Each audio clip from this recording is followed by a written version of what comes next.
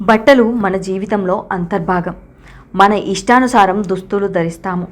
అవి మన వ్యక్తిత్వాన్ని పెంపొందించడానికి, మనకు మరింత ఆత్మవిశ్వాసాన్ని కలిగిస్తాయి.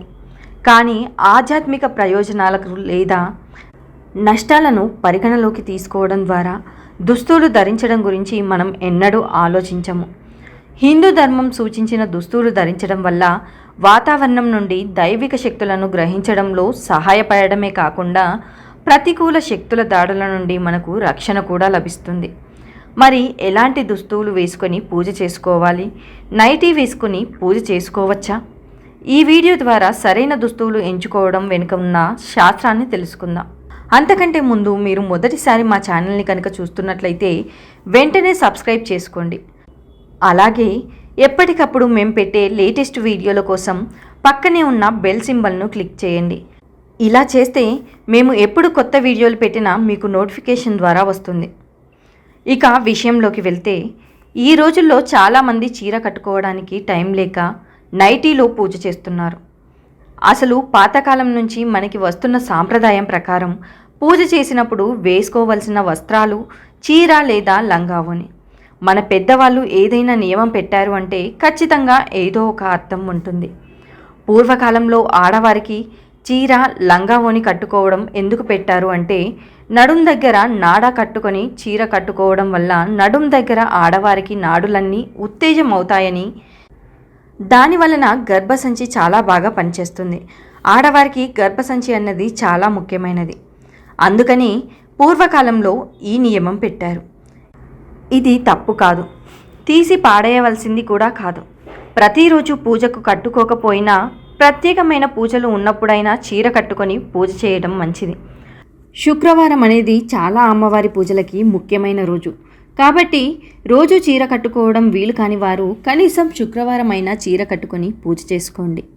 మరి నైటీ వేసుకొని పూజ చేసుకోవచ్చా అంటే, ఇప్పుడు మనకి చాలా రకాల డ్రెస్సులు వచ్చాయి కదా. చూడిదార్ అలాంటివి వేసుకొని పూజ చేసుకోవచ్చు.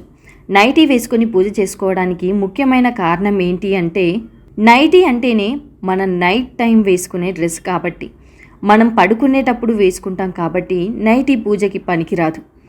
దీనికి ముఖ్య కారణం ఏంటి అంటే, ఏకవస్త్రం వేసుకొని పూజ చేయకూడదు.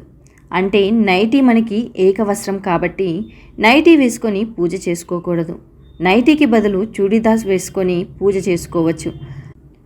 అది కూడా మనకి పెద్ద పని ఏమీ కాదు. దానికి అంత టైం కూడా పట్టదు.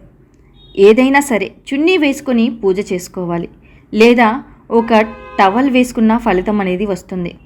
కొంతమందికి ఒక డౌట్ వస్తుంది, కొన్ని నైటీలు సపరేట్గా పెట్టుకొని నైట్ టైం వేసుకోము, అవి కేవలం పూజకి మాత్రమే వాడతాం కదా, తప్పేంటి అని.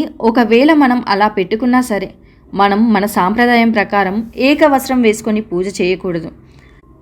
లేదా మాకు ఆరోగ్యం బాగాలేదు, లేదా ఇతర సమస్యలు ఏమైనా ఉన్నా మేము చీర కట్టుకోలేము అనుకునే వాళ్ళు తప్పని పరిస్థితుల్లో వేసుకోవచ్చు. సమస్యలు ఉన్నవాళ్ళు తప్ప మిగిలిన వాళ్ళు తప్పకుండా వేరే దుస్తువులు వేసుకొని పూజ చేసుకుంటే మంచిది.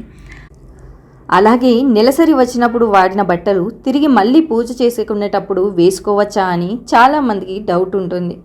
అయితే నెలసరి వచ్చినప్పుడు వేసుకోవడానికి విడిగా వేరే బట్టలు పెట్టుకోవడం మంచిది. నెలసరి వచ్చినప్పుడు వాడిన బట్టలు పూజకి వేసుకోకపోవడమే మంచిది. ఒకవేళ వేసుకుంటే నిత్య దీపారాధనలో వేసుకోవచ్చు, కానీ ప్రత్యేకమైన పూజలకి వేసుకోకూడదు. అలాగే ఇంకొంతమందికి వచ్చే డౌట్ ఏంటంటే, కొత్త బట్టలు వేసుకొని గుడికి వెళ్ళినప్పుడు అనుకోకుండా నెలసరి వస్తే ఆ బట్టలు పూజకి వాడచ్చా అని. అనుకోకుండా ఒక్కోసారి అలా జరుగుతుంది కాబట్టి వాటిని మనం వెంటనే తీసేసి స్నానం చేసేస్తాం కాబట్టి వాటిని పసుపు నీళ్ళలో జాడించుకొని పెట్టుకోవాలి. కాబట్టి వాటిని మళ్ళీ పూజలో వాడుకోవచ్చు. కానీ మనకి నెలసరి వచ్చినప్పుడు మనంతట మనం తెలిసి వేసుకున్న బట్టలు మాత్రం పూజ సమయంలో వేసుకోకూడదు. చాలామందికి డౌట్ వస్తుంది, ప్రత్యేకించి ఇలాంటి బట్టలే వేసుకోవాలా, మనం భగవంతుడి మీద ధ్యాస పెడితే సరిపోదా, వస్త్రాలతో పని ఏముంది అనుకుంటారు. మనం స్కూల్కి లేదా జాబ్కి వెళ్ళేటప్పుడు డ్రెస్ కోడ్ ఎలా ఉంటుంది, అలాగే ఎవరైనా పెద్దవాళ్ళ దగ్గరికి వెళ్ళేటప్పుడు మనం ప్రత్యేకమైన దుస్తులు వేసుకుంటాము. అలాంటిది భగవంతుడి దగ్గర కూర్చొని పూజ చేసుకుంటున్నాము అంటే ఖచ్చితంగా సాంప్రదాయబద్ధమైన దుస్తులే వేసుకోవాలి. ఒకవేళ డ్రెస్ వేసుకుంటే మాత్రం చున్నీ వేసుకుని దీపారాధన చేసుకోవాలి.